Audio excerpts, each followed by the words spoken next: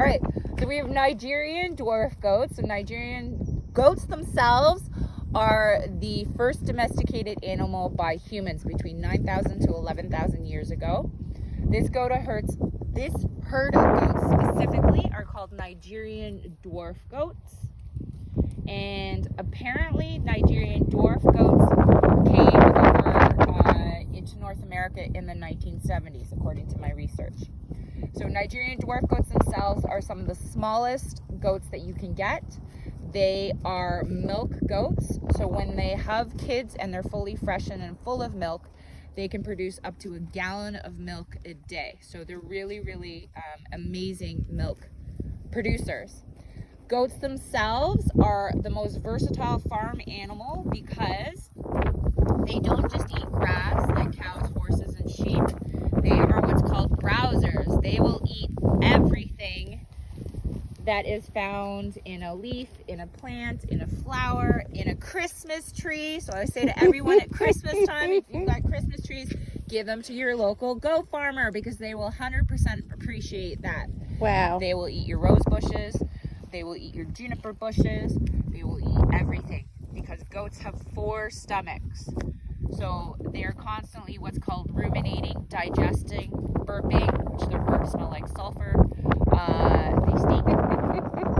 And unlike cows and horses, their poop is like rabbit's poop. So they're really, really easy to maintain in terms of looking at them and after them.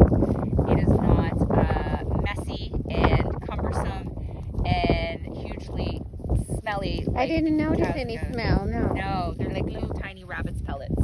Rabbit buttons. They're little rabbit buttons. That's exactly it. And so the does will have anywhere, when they're pregnant, have anywhere from 1 kid to 3 kids, and some does out there have had 5 or 6 kids, but that's a lot more rare. And so when they have their kids, that's when their milk fully comes in. You can milk them until how long you want. If you keep milking them, their milk keeps producing, but after about 8 weeks, the kids can be weaned. And so when they're actually in labor, it's called kidding. Kidding, you're kidding. No, I'm not kidding. It's actually called kidding, and then when they have the kids, it's called kids. And so little baby goats, and goats themselves are very social and emotional, so they love to play, they love to be rambunctious. When the goats headbutt for 2 main purposes, for play and for dominance. And that is their way of physically communicating to one another. The sound that they make is called a bleat, and each goat produces a different sound. I did not know that. Each of them, when you hear them, they're not very vocal right now because they have no need to. They've got lots of attention. But like dogs, when they're in their pens or they're wherever and they see humans or something's going on, they will typically bleat out and call out. Really? Yes. So when I've been working in my basement or working at home and I've have them outside in their pens or in their fence and stuff, and I hear them making noise, I know people are around and walking by. Wow. Talking to them. Beautiful.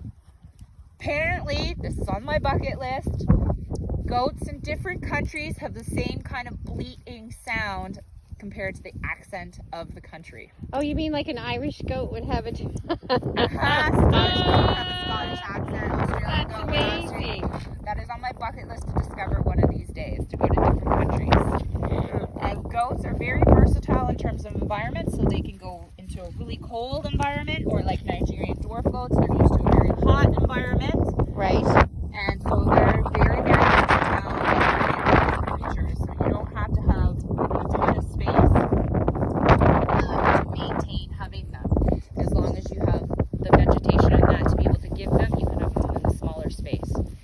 And because they are social and emotional, they're super curious and they want to know what's going on with you at all times. And then, let me see, what else is there about that I may have missed? The mating rituals of a goat. We'll probably leave that for another time. We'll leave the R-rated mating rituals of a goat for another time. So that kind of sums up goats in a nutshell. You must have, if you're going to get a goat, because everybody's like, I want to get a goat. Yes. 2 goats. They're a herd animal. So unless you have a sheep or another herd animal that kind of has like horn dominance, you want to get 2 goats, because unless you're going to kind of let them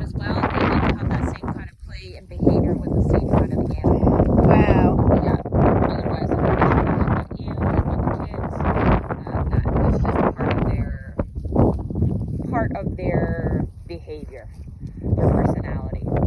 And so they can learn tricks and stuff just like a dog can, because they're very food driven. And they're way easier to maintain. A herd of goats are way easier to